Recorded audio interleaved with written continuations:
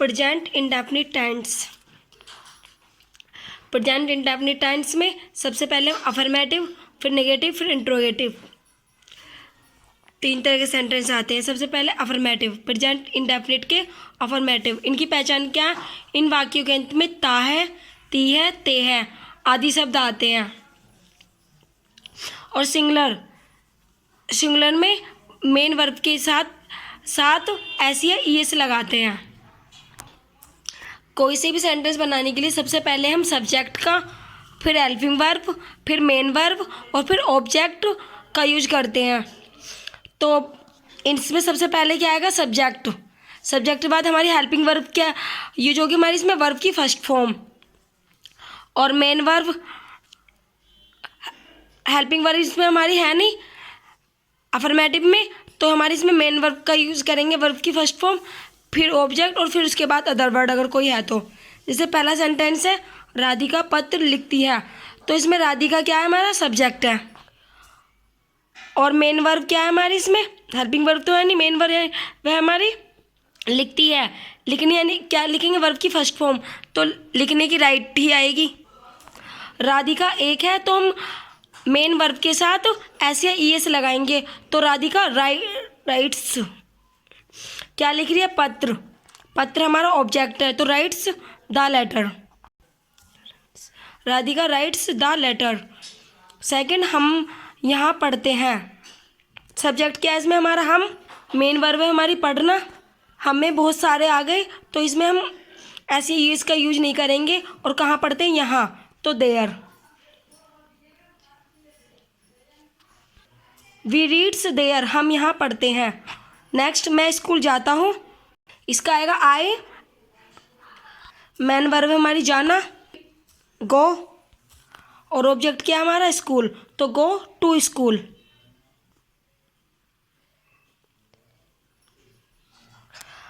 Note, एक आई के अलावा एक वचनकर्ता में हम ऐसे ये जोड़ते हैं। एक आई में है तो सिंगुलरली, लेकिन हम इसमें ऐसे ये इसका यूज नहीं करते मेन वर्ब के साथ। निगेटिव, प्रेजेंट इंडेफिनिट के नेगेटिव। नेगेटिव में क्या आता है? सबसे पहले हमारा सब्जेक्ट आएगा, फिर डू डज आएंगे। डू डज का यूज कहाँ करते हैं हम? एक वचन के साथ डज का और बहुवचन के साथ डू का। डज नॉट और डू नॉट, फिर वर्ब की फर्स्ट फॉर्म, फिर ऑब्जेक्ट और फिर अदर वर्ड। जैसे रोहित बाजार नहीं जाता है, तो सब्जेक्ट क्या है इसमें? रोहित।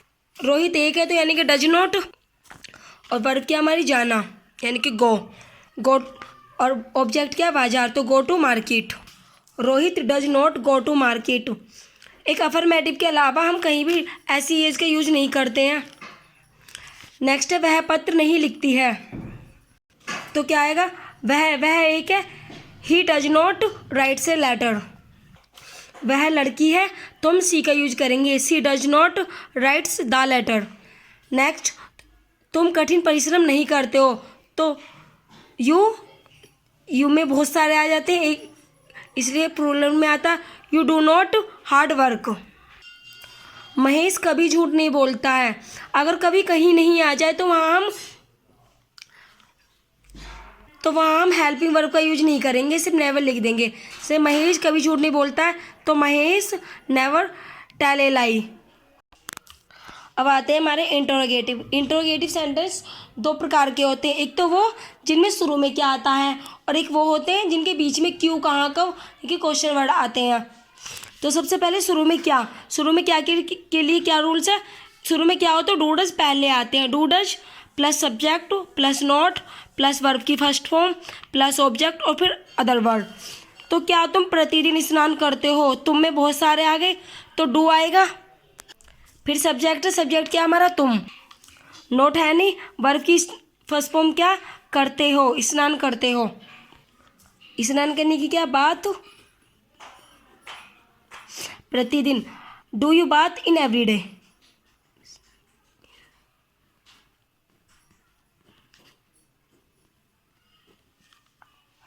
नेक्स्ट है क्या वे तुम्हें पीड़ते हैं? तो इसका क्या आएगा? वे में बहुत सारे, तो do they beat you. Next हमारा क्या वह चावल नहीं खाती है? तो वह एक है, तो does he not eat the rice. Sorry, यहाँ भी वह लड़की के लिए यूज हुआ है। क्या वह चावल नहीं खाती है? Does she not eat the rice. और अब ये वाले इंट्रोगेटिव आते हैं कि यदि जो जिनके बीच में क्यों कहाँ का भी क्वेश्चन वर्ड आते हैं तो उनके लिए रूल्स क्या होता है? सबसे पहले क्वेश्चन वर्ड आता है, प्लस फिर डू डज आते हैं, फिर सब्जेक्ट, प्लस फिर नॉट, प्लस सब्जेक्ट ऑब्जेक्ट, फिर अदर वर्ड। ठीक है, जैसे तुम अब क्या खाते हो, तो क्वेश्चन वर्ड क्या है हमारा? क्या। तो सबसे पहले हम क्या की स्पेलिंग लिखेंगे। क्या को क्या बोलते हैं? देखो ये मैंने एक साथ लिखी है। कब को बोलते हैं? व्हेन, कहाँ, वेयर, कैसे, हाउ, कौन, हु, क्यों, वाई, किस समय, विच टाइम, किसकी, हुज। तो क्या को क्या बोलेंगे? व्हाट। व्हाट के साथ हम हेल्पिंग वर्ब डू का यूज करेंगे। व्हाट डू, सब्जेक्ट हमारा क्या है? यू, नॉट हमारा है नहीं इसमें। व्हाट डू यू ईट। अब की क्या? नाउ, ईट नाउ। ऐसी नेक्स्ट है, वह अब क्या करता है, तो सबसे पहले क्या की आएगी? वह एक है तो डज, ही करता है डू, अब now. What does he do now. तुम किसे पढ़ाते हो?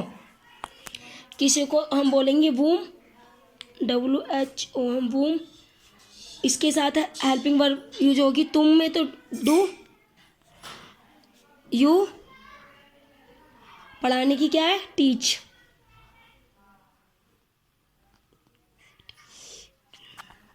Why do you teach. Next है, प्रधानाचार्य जी ऑफिस में किस समय आते हैं। किस समय की हम यहाँ विच टाइम में लिखकर वैन का यूज करेंगे, क्योंकि किस समय कब आते हैं, तो यहाँ हम लिखेंगे when. When does the principal come to office. कुछ सेंटेंस से इन्हें डिस्कस कर लेते हैं। पहला है, the rise in the east, यानी कि सूर्य पूर्व से निकलता है। एक इम्पोर्टेंट बात और, इंट्रोगेटिव में हम सभी क्वेश्चंस के पीछे क्वेश्चन मार्क चिन्ह जरूर लगाते हैं, चाहे तो शुरू में क्या वाले हो या लास्ट में क्या वाले हो। नेक्स्ट है, this boy speak always the truth. यह लड़का हमेशा या सदा सत्य बोलता है। नेक्स्ट है, the birds do not fly in the sky in every day. पक्षी आकाश में प्रत्येक दिन नहीं उड़ते हैं।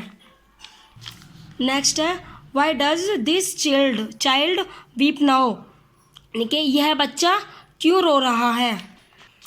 Clear. Why do this child weep now, यह बच्चा क्यों रो रहा है। Next, who teach you history, तुम्हें हिस्ट्री हु कौन पढ़ा रहा है, या तुम्हें हिस्ट्री कौन पढ़ाता है। यहाँ भी बच्चा क्यों रोता है।